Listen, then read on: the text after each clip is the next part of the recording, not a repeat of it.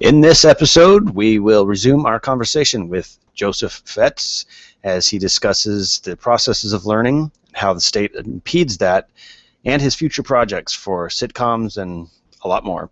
Meet TigerLily Gonzalez. She is an anarchist, activist, and she's taking a motorcycle ride by herself all the way through Mexico, possibly all the way down to Panama.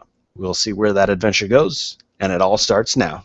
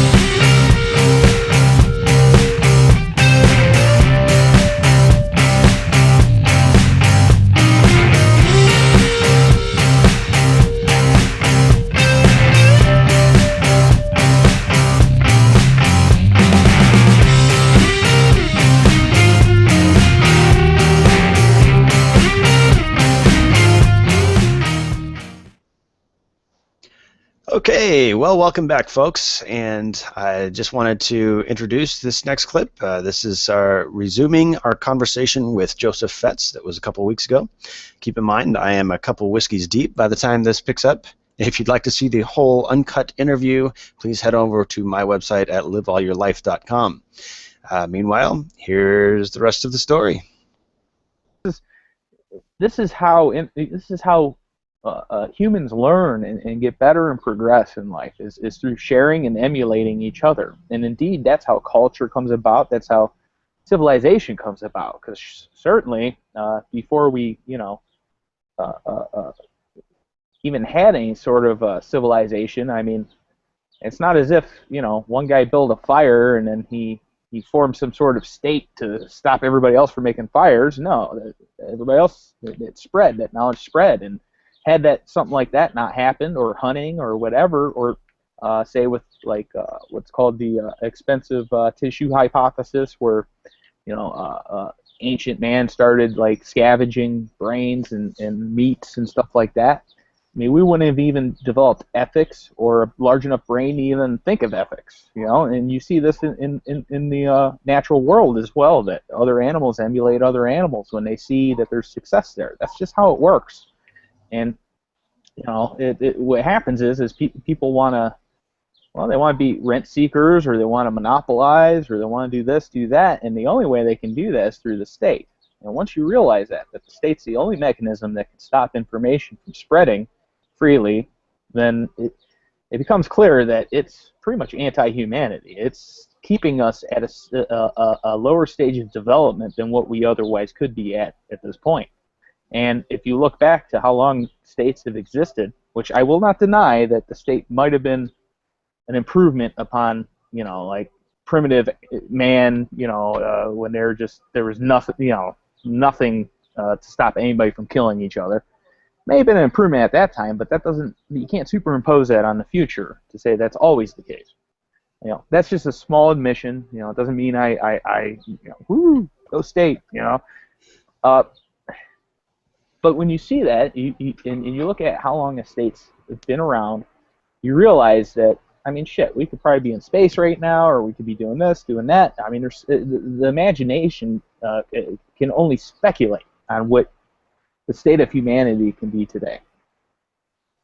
But unfortunately, we're still stuck with this outmoded system, and only a few of us are seeing that. But luckily, more people are.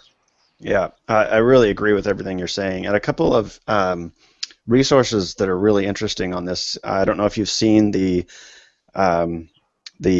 online publication of Everything as a Remix. I don't believe I have. I'm bad with names, though. So Yeah, and I'm terrible too. I'm stumbling for words right now, actually, and just trying to remember who it was. But I will link to it when this video is published. okay, And it's a great documentary on showing the processes of learning and how IP law may be an antiquated idea, and how it may be not having the intended effects that its original drafters desired, or whatnot. And he basically presents. He starts with music, and he goes through all sorts of the 90s remix era, and showing where all that a lot of that music came from. But even the people who were suing a lot of those pop artists had actually stolen their music as well, but right, they just yeah. didn't admit it. And so he kind of not proved, but he demonstrates how everything is a remix and how we learn. His next video that came out right after that, and these are just 10-minute long segments of a documentary. This is really well done, and he actually picks apart Star Wars, George Lucas's Star Wars, and demonstrates how almost every scene is verbatim stolen from previous movies. Right. And he even plays them side by side, so you can see a lot of even the motion and effects and everything it's retelling a story that's already been told, already been done. The funny thing is with music, Western diatonic music anyway, there's only 12 notes. Right. In 24 keys. So obviously there's going to be a lot of similarities in different songs and everything else. I mean, that's how it happens. Right. And he kind of goes on and even discusses invention after that. And the interesting thing is he comes up with basically a summary of how knowledge or how learning is developed, and that we have this mistaken concept for an idea as being this isolated event, this aha moment, this light bulb that happens over our head, when really every idea that we have is just a conglomeration of pieces of other ideas that we've accumulation of different bits and pieces of what we've learned in the past. Yeah. Exactly. Even Edison's light bulb, he was not the inventor of the light bulb, actually. He's the first one to come up with one that was viable enough for the market, basically. Right. But he was working on other people's ideas, and finally came up with a filament that would last longer than a couple minutes.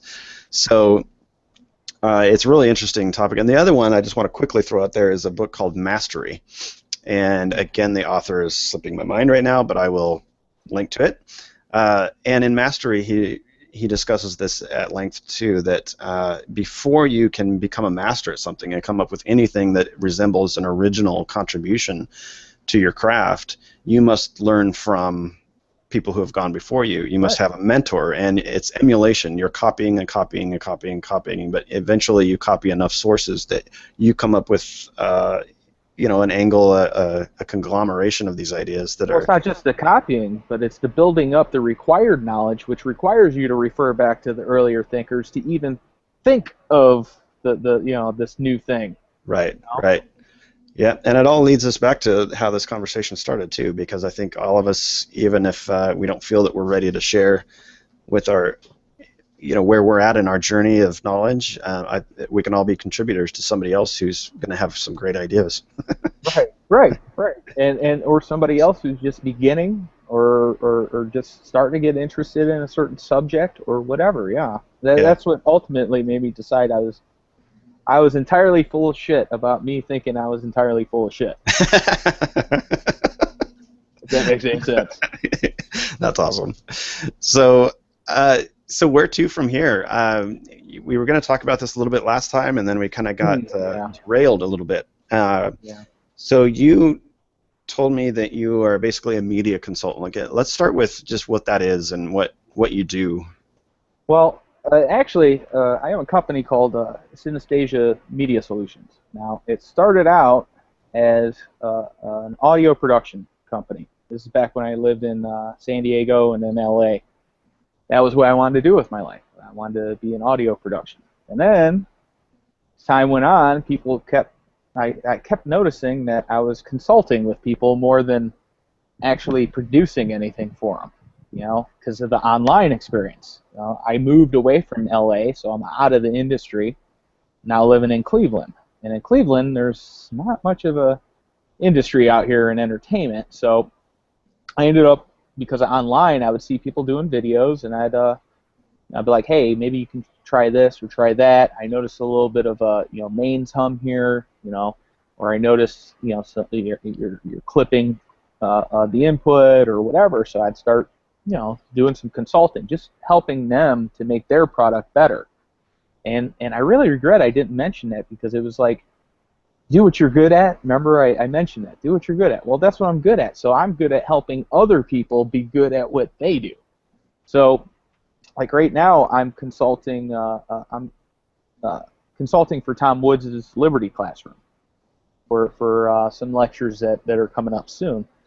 I also recently got in, because of the whole online thing, I recently got more into video and video editing. But because in LA, I was it's weird. I wanted to be in music when I was in LA, but I ended up getting into film instead, doing sound for film. So, if you're on the set of a film, obviously, I'm like, oh, what do you do? Oh, that's interesting. So I got very interested into, like how photography works, especially with the director of photography, lighting and whatnot, and editing, and then. So that's what I'm doing right now, but I'm soon going to be moving to New Hampshire, and I know, it's kind of funny. I was a minarchist or a constitutionalist or whatever the hell you want to call it when I signed that little pledge.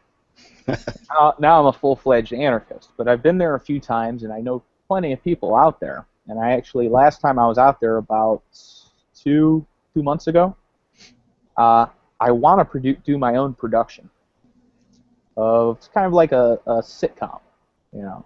But on the internet, you see.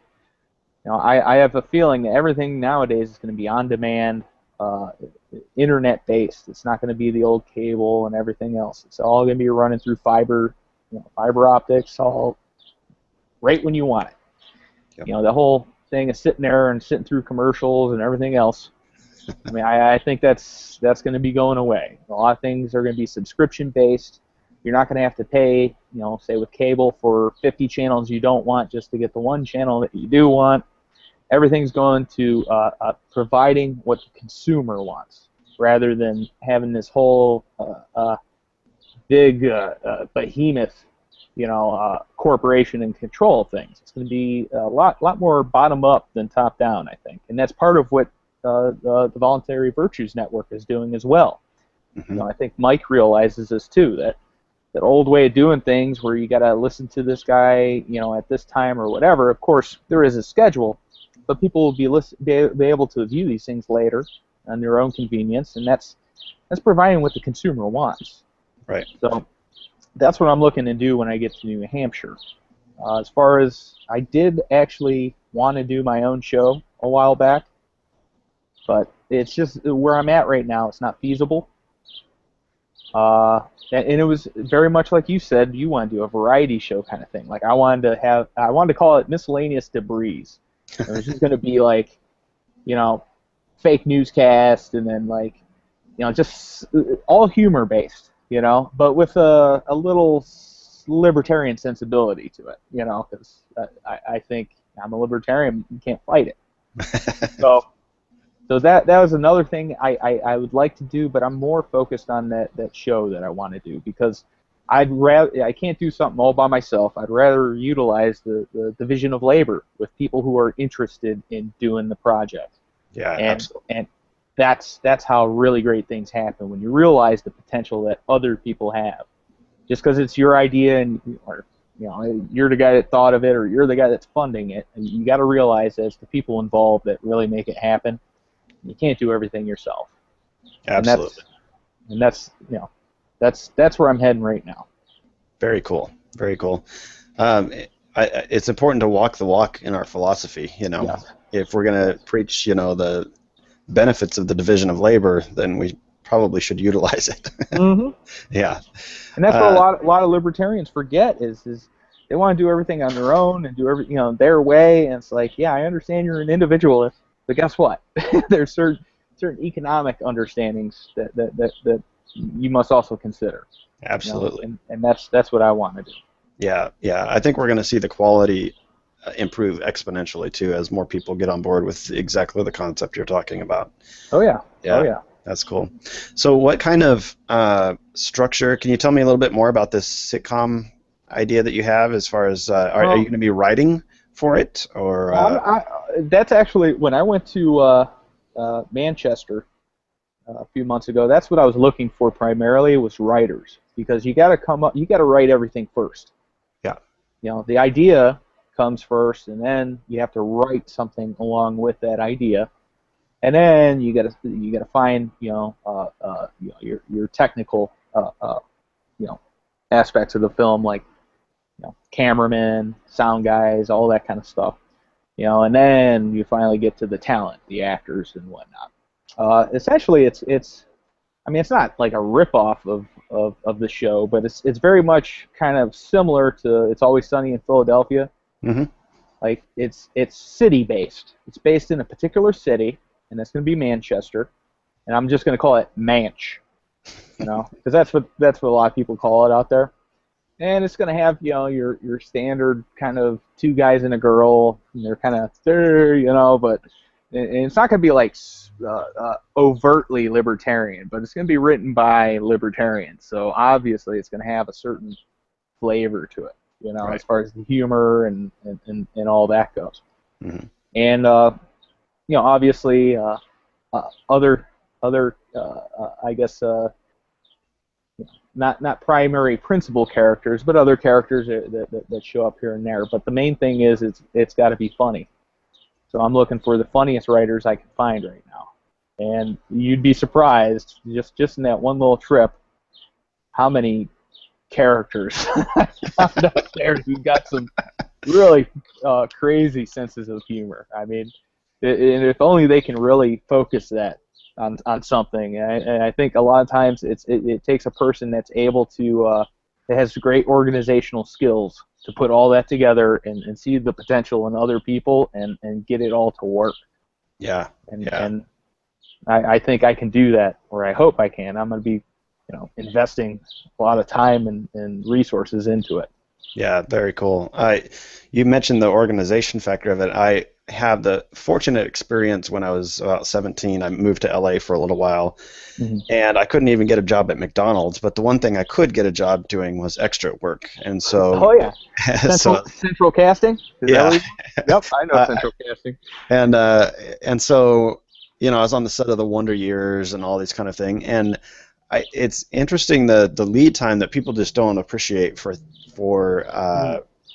the amount of it's just an amazing amount of work and collaboration that goes into making a simple TV show or a movie before the first episode airs. Yes. You're looking at probably a year and a half to 2 years of footwork, getting everybody together, getting everything planned and organized, and yeah, absolutely. And even once that process is in motion and it's completely organized and you're on pace, I was filming. The episode I was on was the season finale, as actually the series finale, but we were filming it in like December, and so and how much work had gone into it before that even, obviously Right. The writing had come long before that, the procuring of the sets and all these kind of things. So we're talking about a lead time of 9 months before that episode actually aired, and that was for a silly little sitcom, half-hour TV show or whatever. Right. So what kind of timeline are you looking at as far as when you're moving to New Hampshire and when you're looking to start this project? Well, I'm moving in September, ish, around that period of time.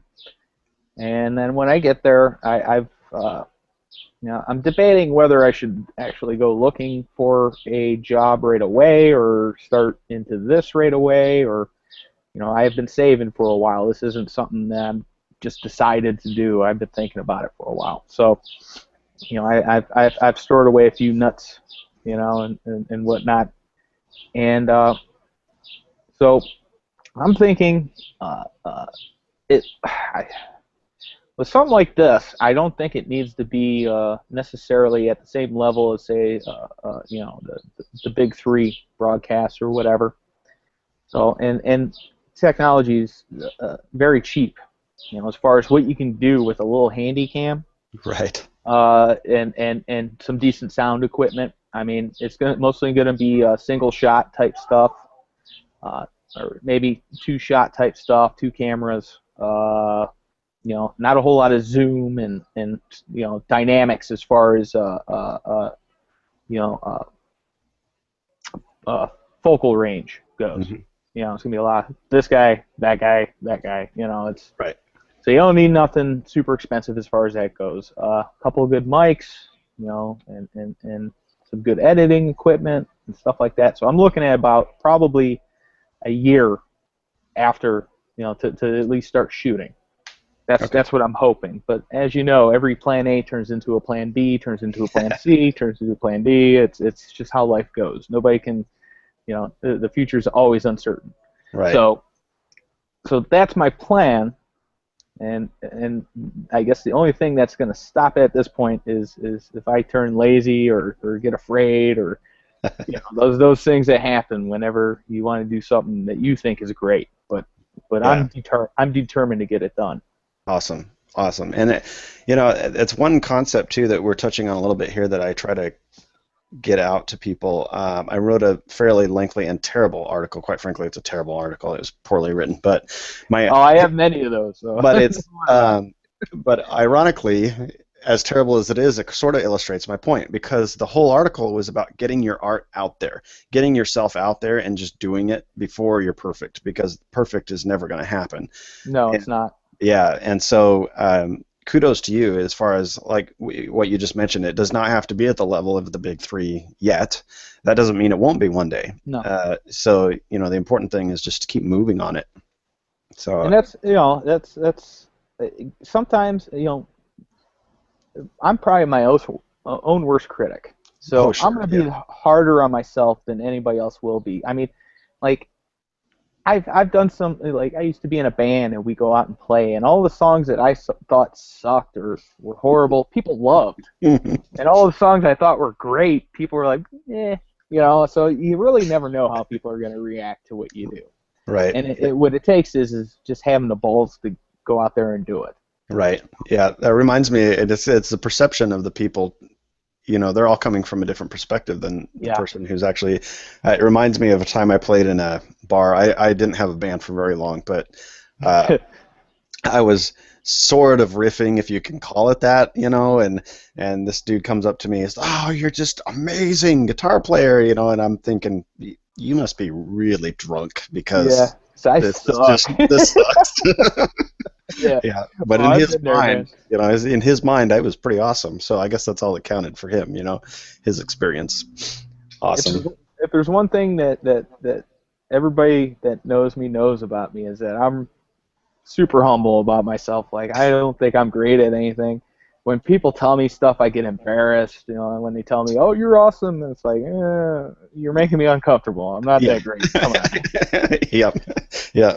Or it's because the idea that you have in your mind of what you want to produce is you know, what you're actually producing is not nearly up to par as to what you know you can do. It's in there somewhere, you know.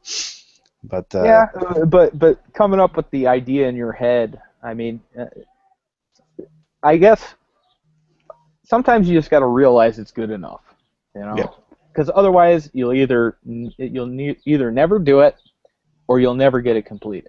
Yep. One of those two things is going to happen, because you'll be working on it until you die, or you'll just be too afraid to actually get it done or do it. Absolutely. You know? Yeah, you just summed up the whole concept of this show, actually, because I'm just kind of putting it out there knowing that the idea I have for it one day is going to be, you know, if I can ever achieve that, it's going to be awesome. But for now, I better just start putting shows out there. Right. And practice is a great thing. I mean, how long have you been doing something like this? You know? Yeah, not long. Right. So I've had the idea for a long time, but the actual practice, that's a different story. Right. And sometimes, you know, just because you have an idea doesn't mean it's going to come out perfect the first time. You know, that's like. The first time I ever wrote an article, it took me. I figured it would take a week. Next thing you know, 3 weeks had gone by. Next thing you know, 4 weeks had gone by, and I'm like, you know what? I'm either not going to do this, or I just gotta just do it and not give a shit. So I just banged it out. I didn't even proofread it, which looking back today, I see the grammatical errors and spelling errors and stuff. I'm like, oh, why did I do that?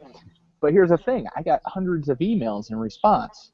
Okay, so I was like, wow, like I can't believe that people were really touched by it and really enjoyed it, and that showed me that maybe I shouldn't be so hard on myself sometimes. Maybe I should just go with my first instinct and just do it. Nice. That's awesome. I have one of my best friends is JD Roth, and you may or may not know him. He's not necessarily in the libertarian circles, although he shares a lot of my views on things. He's actually a personal finance writer, and quite successful. Has quite a huge following, and it's interesting how he started. He started it blogging back before blog was even a word. I mean, he's a very early adopter, and he started basically almost like a personal journal. Here's where I'm at, here's where I want to go, and that evolved into a website called Get Rich Slowly, which he later was able to sell for a significant amount of money, and he's become a very successful writer. He's got a published book, and then also an ebook that just followed up with that. And I mean, he's out there and he's doing it, and like you were talking about with the weeks and weeks of writing to go by, I was expressing my frustration with him the other day, and like, man, I have great ideas and things I want to express, but it takes me so damn long to write an article. It just right 7 or 8 hours. The cohesiveness, the outline, the flow of it, all that stuff. That's the hard part. Yeah, or ideas sometimes just pop in your head, but getting it all to have some cohesion where somebody would actually want to read it and it makes sense. Right. That's the hard part. Yeah, it's sort of like the idea of you have a great idea in the shower, and then by the time you get out of the shower, it's like you gotta figure out a way to get that stuff to flow out, and this guy is really prolific, and I sometimes shake my head like, how do you do this? Like you write. The other day he texted me, oh, I got 6 articles done or something. I'm like, what?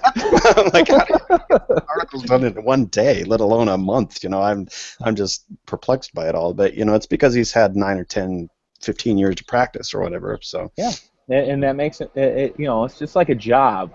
Like your first day, it's like you're a little nervous about it. You're not quite sure. You don't want to really make any waves or anything. Look at yourself a year later. Yeah. It's like second nature. It's like the back of your hand. You don't even notice it. It just and that's with anything. I mean, it's like it's funny because like I like to write, but I'm very slow in doing it. Yeah. It takes me a while to go okay, and then get that itch and then go and bang it out. Yeah. And I like to ruminate on it and think about it for a while. Well, I'm friends with Tom Woods. But I actually talked to his wife a lot more than I ever talked to him. Like we talk a lot behind the scenes, and she tells me, she's like, oh, everything you're telling me is what Tom went through. Like this is nothing new. This is what all guys go through. And then I go back, I'm like, wow, he's a really good writer. Like I think he writes awesome. I don't know if you've ever read any of his books, but they read so quickly. It's like next thing you know, you're done. You're like, wow, that was cool. Like I felt. Like there was no point where I felt like I was forcing myself to read the information. You got that flow, yeah. Right. So like that really gives me a lot of, it makes me enthusiastic for writing, because I know that all other writers that everybody enjoys, they've all gone through that same thing. Yeah. And the same thing in anything. Like an ER doc, unless he was like some self-absorbed, super macho guy, he was probably pretty scared the first time, some trauma patient came in, and he probably didn't think he'd know what he was doing. But then after a while, you get used to it. It's like with anything. I mean, the more you do it, the better you get at it. Yeah, absolutely. It's funny, too, the perspective you have later on, too, about how easy something is and how much you struggled with it early on. I'm in the process of rebuilding, unintentionally, I should say, a Harley-Davidson 1985 Sportster, and I don't know anything. I don't know what I'm doing at all. And the guy I kind of consult with through Facebook, and he's leading me through it. Oh, you got some carburetor problems. And I'm like, well, how the hell what do I do? And he's like, first thing you got to know is carburetors are simple. It's easy. Just Right, they take it are. off, do this. And Air, fuel, yeah, the mixture, exactly. Yeah, and I pulled it off there though, because it's the concept is simple, but I pulled it off and I've got this hunk of metal in my hands with like 50 screws in it. I'm like, Right. wait a minute, you said this was simple. Well, from his perspective, he's been doing this for 20 years. He knows, it is simple, but takes some. You have to absorb all that over time. So you have to be willing to go ahead and turn the wrench, though. You can't just stare at it, being afraid. Okay, and we will continue the rest of that conversation next week here on Live All Your Life on the Voluntary Virtues Network.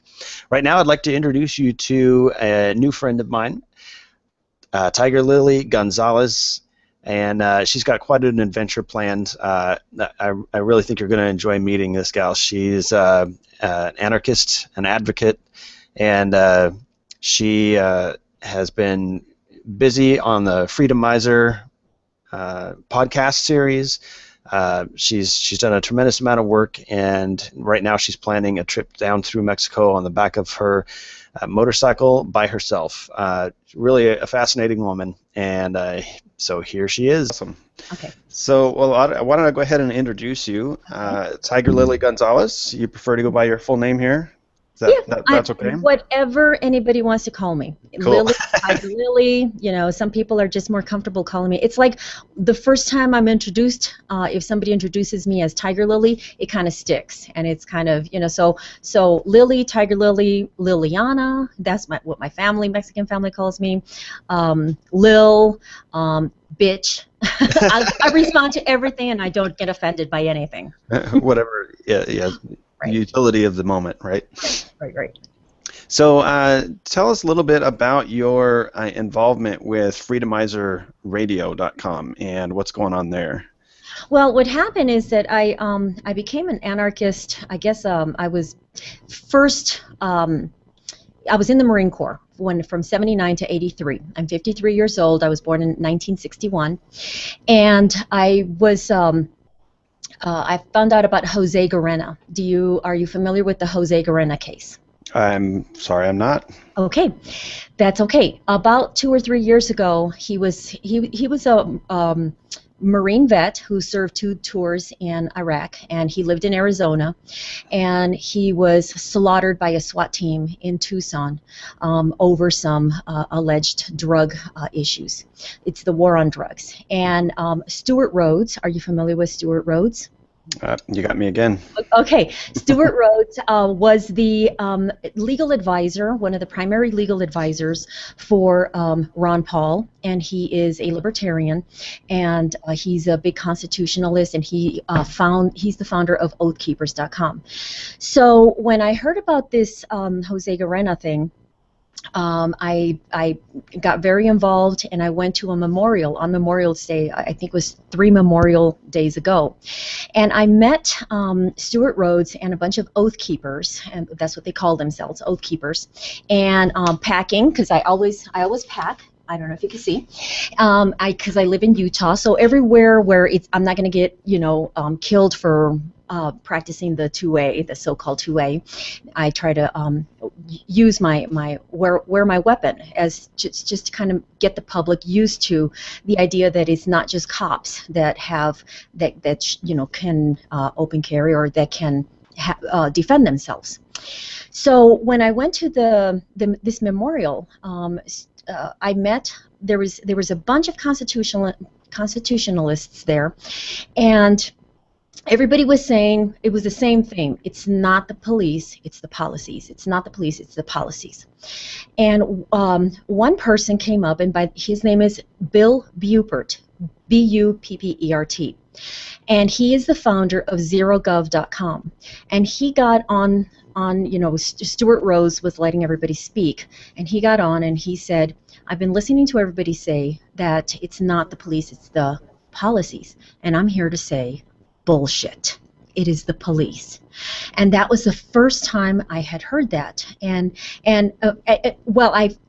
I heard somebody say that in public. And my husband nudged me. We've been married 32 years now. He nudged me and says, "Oh, you're going to want to get a hold of him," So he's talking about these these libertarian ideas that were really the first time I had heard the concept of we really don't need to get back to the Constitution, we need to try something different. That didn't work, as evidenced by the fact that we now have the biggest government in the world and we have the most prison population on the planet, et cetera, et cetera.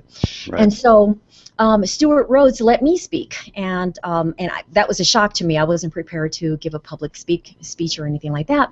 And so when I talked, I kind of got a standing ovation, especially from the family, because the family is of Mexican descent, and they the wife and the family are bilingual, and some of the older people speak only Spanish. So I really connected with them, and the thing about it is when the thing was over, I got bombarded by the family and by some people who wanted to hear more about what I had to say, which was, I was really angry what had happened. And then I told my husband, oh my gosh, where's Bill Bubert? And he says, honey, he gave me his card.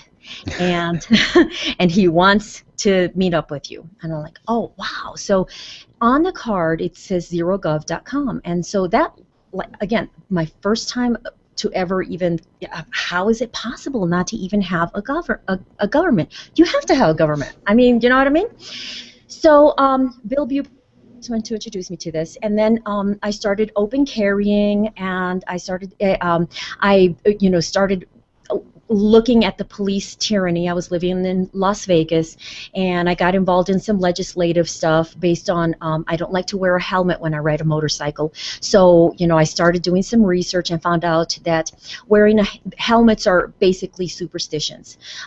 It's not true that because you wear a helmet, your life is gonna be saved. There may be some instances in which wearing a helmet may protect you a little bit, but bottom line, I compare it to when the world was flat. People used to sail, to prove that the world wasn't flat to get to to get to India back then, and if the sailors didn't come back, the people in the West, in Europe, would say, well, that's because they fell off of the earth. I mean, the world is flat.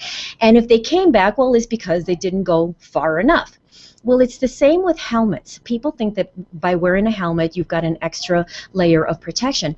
But when the laws became such that you had to wear helmets, the fatality rates dropped, but exponentially so did the motorcycle riding, because a lot of people didn't want to wear helmets, and they started selling their motorcycles and all of that. So I compare this helmet mythology to the mythology of the world is flat, because how many fatalities of motorcyclists who were wearing helmets, if they were alive today, how many of them would say, well, I didn't see something, didn't hear something. I mean, the helmet was too big, the wind caught underneath and it propelled me. I know you're a motorcyclist, so you know what I'm talking about. And if they were alive, if the dead could speak, they would say it was the helmet that contributed to my demise. It's the same way with the sailors back in the olden days that were trying to prove that the world was round, that if they were alive, they would say it's not because the world was flat, it was because I got sick, or we had a storm, or we crashed, or whatever. And so that's what got my critical thinking going. And with each indoctrination, with each thing that I started to rise above the Kool-Aid and the programming, I started feeling, in a way, kind of empowered. But in a way, when I espouse these ideals, I would get venom thrown at me, and I thought, well, maybe I'm not communicating properly, and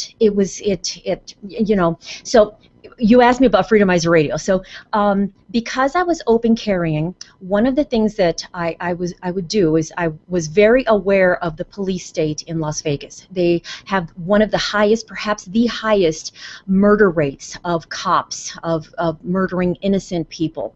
And I saw somebody that I thought was getting violated, so I open carried. I was wearing my vest. It still had my Marine Corps emblem on it, which I don't wear anymore because I don't believe in the state.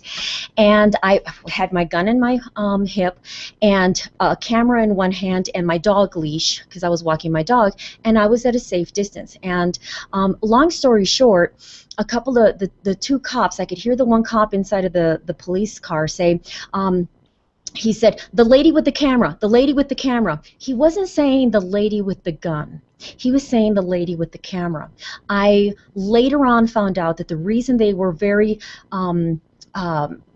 they didn't want the camera was because what they were doing was actually unlawful. They were school police, and they didn't have the authority to be arresting in the capacity that they were arresting this man. I found that out later. So what happened is that the cop came up to me. There was two cops, one of them, and he says, turn your camera. They both came at me with their hands on their guns, and I captured this in a 50-second video that's kind of, it's got like 10,000 views, I think, and it says, put the camera down, put the camera down, and I'm like, well, I'm just, recording, because I'm a concerned citizen, and so I turned it off, and one of the cops says, put your hands behind your back, and so they handcuffed me, and then he said, get down on the floor. You know how they give these commands. They are used to getting control. And I says, no. If you want me on the ground, you're going to have to shove me to the ground, and I have a gigantic bleeding hemorrhoid, and if you do that, I may bleed to death, and it's going to be on you. Well, that kind of shook the little guy a little bit, and he says, all right, well, then just stand against the wall. Well, I think that because I shook him up with the way that I reacted, they forgot that I had my camera still. So I turned it back on. So I'm going like this with, back and forth, and I recorded about 37 minutes of raw footage. And then I sent the information to a local, like Channel 8 News out there in Las Vegas, and I got a little bit of publicity over that. So from that publicity, I got more and more and more, people wanting for me to be on their radio shows. And then I found Proof Negative found me, who is the founder of Freedomizer Radio. Proof Negative is an awesome guy who is a libertarian Ron Paul kind of supporter. He's still a constitutionalist. I have this issue of, I don't know, it's too difficult for me now psychologically to deal with the constitutionalists that are so stuck that we have to honor the red, white, and blue, and we have to work with the system. And I'm beyond the system. I don't cry anymore when the Star-Spangled Banner gets played. I don't, I live in a Mormon community out in the woods in Utah, and I went to a water board meeting with my husband just for the heck of it one time. And they all know me as the open carrier and the Mexican because I'm the darkest person in this community, right? And so when my husband is with me, he kind of came with me kicking and screaming. This whole awakening really did. I don't know, kind of harm my marriage a little bit because it's like he just wants to live out his he's 15 years older than me, and he's retired, and he just wants to die with his old lady. I mean, he doesn't want his old lady getting put in jail, which I got put in jail one time for 24 hours, and that was another story. So we weren't exactly on the same page, and now we are finally on the same page, and I thank Lark and Rose for that, because my husband has read his book, The Most Dangerous Superstition, twice, and he's been very good at sharing his knowledge, although he's more of because he's a guy and he's a retired Marine officer and he's big and people know him and people kind of respect him, the constitutionalists, I guess it's not as, it doesn't come across as shrill. When I speak, it's more like Sarah Palin, you know what I mean? It's like the shrill bitch, she just doesn't know what the hell she's talking about, and does she even read any books, and that kind of thing, and it's like, you got to be quiet. So with Freedomizer Radio, I started doing a show, and it was really working. And this was during the time that I was still kind of a minarchist, kind of working my way through to anarchy. And with Freedomizer Radio, I started to interview people, just gave them a platform to talk about the violations that they had experienced. People, survivors of of children that had been killed by police officers. I really delved into the Thomas Kelly case, which I know that you're familiar with. And I delved into, and there was so much. I was bombarded, and it got to the point that I was having nightmares. I just felt too deeply, and I was getting depressed, and I started eating. So I got like 20 pounds more on me than I need to. But the one thing, so I had to quit Freedomizer Radio, and it was because of that psychological stress of, the compassionate fatigue. I think there's a terminology for that. So my position, I took a break, and then I thought, okay, well, I feel better now, and I'm going to go back to Freedomizer Radio, because he was my friend, and he's been at my house a few times, and I love him dearly. So he says, we're ready for you anytime, Tiger Lily. And I says, okay, well, before being an activist, I was a registered nurse, and that was for like 9 years, and I did everything from birth to death. And I was licensed in 11 states, and I worked in 4 of those states, and I was kind of a contract nurse, so I saw some really stunning things that burned me out. So I've taken a break from that to do the activism, with the gun rights and with the police brutality. So I thought, okay, maybe now is time to impart some of my knowledge that I have to keep people safer in hospitals, to tell them what to look out for, because our healthcare system, as you probably know, but since you're young and you're a man, you probably don't use it as much, but it is a freaking disaster. Did you know, for example, when I started preparing for my show, I started getting really educated. There's a new report that came out, and it was published in nrp.org, that between 210,000 and 440,000 people a year are being killed by our healthcare system. And in my opinion, that is even a conservative, even more conservative than when in 1998, when Newt Gingrich was very involved in trying to find out what's going on in healthcare systems. He would say the hospitals will charge you. 1 out of 3 patients will get a problem by the hospital, for which the hospital will then turn around and charge you to cure. So when I started doing all of this new research, and it's like, yep, it makes more sense. These numbers are more in line with what I was thinking. And back then I was a nurse advocate, and definitely a patient advocate. And I didn't think I could with a profession more than the medical profession, and that's because I used to call doctors, and they would throw the F-bomb at me and tell me they were really rude, and especially if you wake them up, and I can understand and empathize with some of that, but I got burned out to the point that there was just so much injustice, and I says, I want out. So my husband says, well, what do you want to do? I mean, I will support you. I've got 2 retirements now. He's, over 61. He's 67 now. But at the time, he says, I can afford for you not to have to work. What is it that you want to do? And I said, well, I love riding my motorcycle, and I love to write articles. And in fact, when I was a nurse, I got published in the LA Times and the Houston Chronicle, the several other kind of prestigious publications that by mainstream media standards. So that's when I started getting into started kind of waking up a little bit, because part of my job as a reporter / writer / seller of advertising for this free motorcycle magazine was to network. And so I would go to these motorcycle groups, and they would tell me that the cops are being mean to them.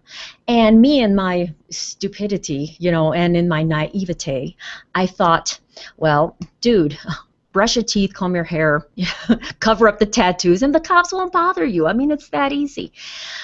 So then I started a test in which, my friend David Stilwell, who is the founder of Guerrilla Lawfare, and if you go to YouTube and do YouTube.com/Guerrilla Lawfare, you will see that he's got like millions of views on his stuff because he was we connected through motorcycle helmet activism, and he taught me we did a little helmet that was this big. I put it on here like this with the crown, and I thought everything's going to be fine. I'll get a ticket and it'll give me a story. So I was kind of baiting the cops, so to speak. Although my friend says you can't be baited if there's probable cause. But now he's an anarchist, and we've been nudging each other back and forth. So so as far as the Freedomizer Radio, I had grown so far into the zero government position that I started, I think, it became too personal and too radical of me, and I couldn't take. I just couldn't take listening to the statists anymore telling me, well, you just got to vote for Ron Paul. So, I gave a lot of information medically, and did you know, for example, when I started doing some number crunching, that DUIs, the nation has this whole thing about, don't drive drunk. And yeah, I say don't drive drunk also, or impaired or whatever. I mean, that's a safety issue, obviously. But according to the CDC, which I call it the Center for Disease Continuation, according to them, 10,000 people or so are killed as a result of drunk driving per year. Now, when you compare those numbers to the numbers of people that are dying as a result of medical errors and the doctors and the hospitals and nurses, you are 40 times more likely to be killed by a deadly doctor than a drunk driver. So why have we failed to convey this information? And that is because it benefits the state for us to remain the little sheeple, the indoctrinated sheeple that most of us are. And you feel when you're awake and I'm fortunate. This sounds badly. I loved my parents, but they're both dead. So I've heard a lot of people who, are in the closet with their anti-government philosophies because they don't want to rock the boat with their families and their communities and stuff like that. I'm very fortunate that, number one, my husband is with me 100% now. My family supports me, my son and my daughter, and they're older, and they've given me some grandchildren now, which is thrilling, and that I don't really have to. I don't have those kind of stressors to be out of the closet. Yeah, that's a really good point that you bring up. I come from sort of a background of conservatism. My father was a Marine, and my son is a Marine, and my son's 3 years into a 6-year contract, and he's very disenchanted, and he wants out and this kind of thing. He's just kind of biding his time, and he's fortunately a reservist, and so he's not active all the time, but he still suffers with this indoctrination. Every once a month he goes back in, and they try to fill his head full of all kinds of new stuff or old stuff, and it's an interesting conundrum. Most of us as anarchists, we didn't start out that way from, as children. We came to these conclusions through a series of rational decisions that led us here. But that does not necessarily mean that all of our friends and family have been with us on that journey. And so I think it can be a real struggle for some people to overcome statism because of the pressures of the statism being a religion in their family. It's almost like they're turning away from the people that they love by disagreeing with them on this. And I think that may be why some of these people become constitutionalists and this kind of thing, because they try to come at things from an ethical standpoint, but at the same time, they don't want to turn off everyone around them, all of their loved ones. And so it's interesting that you've brought up that theme in your life a couple of times, and you yourself were a Marine. So I'm wondering if you could shed some light on how you've dealt with that over the years. It was the transition for you to become an anarchist over the last several years, it sounds like. And do you have any insight as to how people can deal with that? Yeah, the way I dealt with it is through motorcycle riding. When I was a nurse, I was stressed out because of the injustices that I saw and the people that were being killed, and I felt somewhat powerless. But where I did have power, I did speak up, because I was always a contract nurse. So the worst that can happen to me would be that I'd lose a contract, and there was a nursing shortage. I could get a contract anywhere. But when I was in the Marine Corps, I had an incident that occurred to me, and I don't want to sound like I'm playing the victim role, because I'm not at all. But I did get some benefits, military benefits through that for PTSD, and it was an incident. It wasn't during war or anything like that. It was something that I'd rather not talk about right now, but because I don't mind talking about it, but we'll just keep it short. So I have a shrink that I go to, a veterans shrink that is assigned to me, and I would go to him every 6 months, and he was drugging me with Zoloft, antidepressants. And as you know, a lot of people are on antidepressants, and I've gotten myself off of the Zoloft, and I've gotten, Zoloft has some really yucky sexual side effects, and so I tried other different types of SS, for antidepressant, and I'm seeing that all of these people, so many military, are coming back, and they're being drugged, and that's the first thing that needs to happen. Is we need to try to get off of that. But it's dangerous to come off of the medications, because there's a very high rate of suicide when you come off of those medications. So the way that I kind of coped with understanding how immoral it was. I mean, every time somebody said thank you for your service, it made me feel good. But then I'm thinking, I don't want to ever be thanked for my service, because first of all, and if people realize this, first of all, our economy is so bad in this country that a lot of people are turning to the military as just a means to make money, but it's not good money. It's stolen money. Today I sit here humbly admitting that some people may want to call me a hypocrite or whatever, but I get $435 or $6 a month from the VA, and I get medical.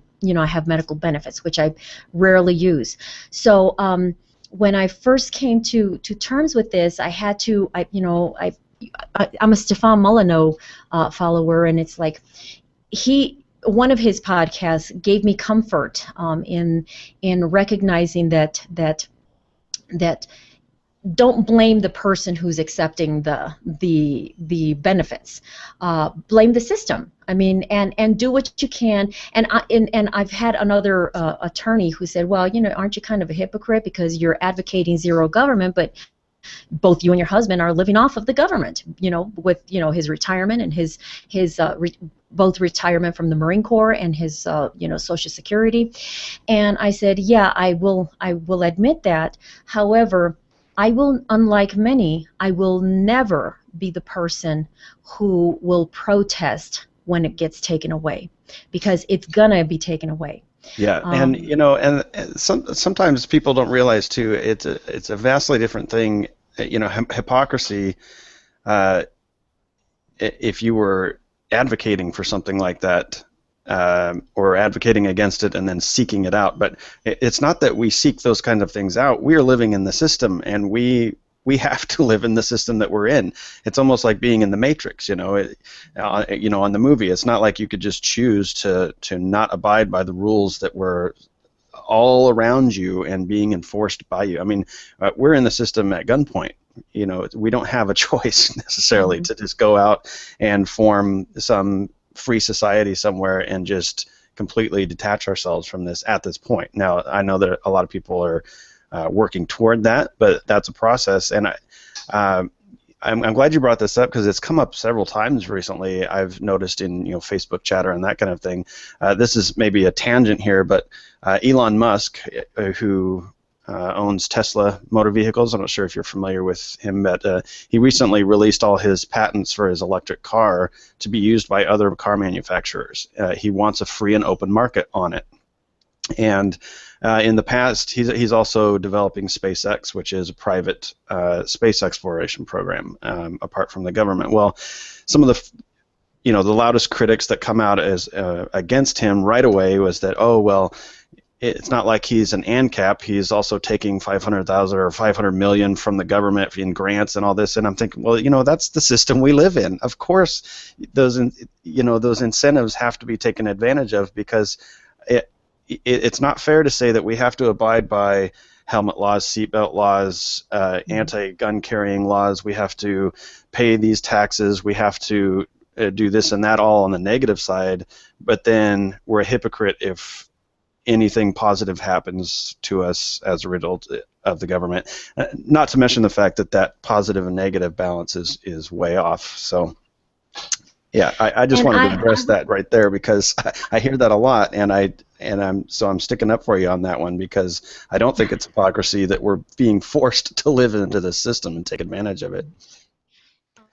Well, that's all the time we have for today. That hour goes really fast. Be sure to join us next week as we pick up on those two conversations. Also, over the next couple weeks, we've got a lot of great things in store for you. I will be introducing you to Alberto Molinares. He's going to give us a unique perspective of liberty coming from Venezuela. A lot of stuff happening over there, and I look forward to getting his point of view. Also, I will be interviewing Connor Boyack, and he is introducing a series of children's books that teach anarchist philosophy. I can't wait for that. So be sure to stay tuned for these uncut interviews all the way through front to back. Please join me on my website at liveallyourlife.com. Otherwise, I will see you right here on the Voluntary Virtues Network every Tuesday, 3 p.m. Pacific Time, 6 p.m. Eastern Standard Time. I will see you next week. The best is yet to come.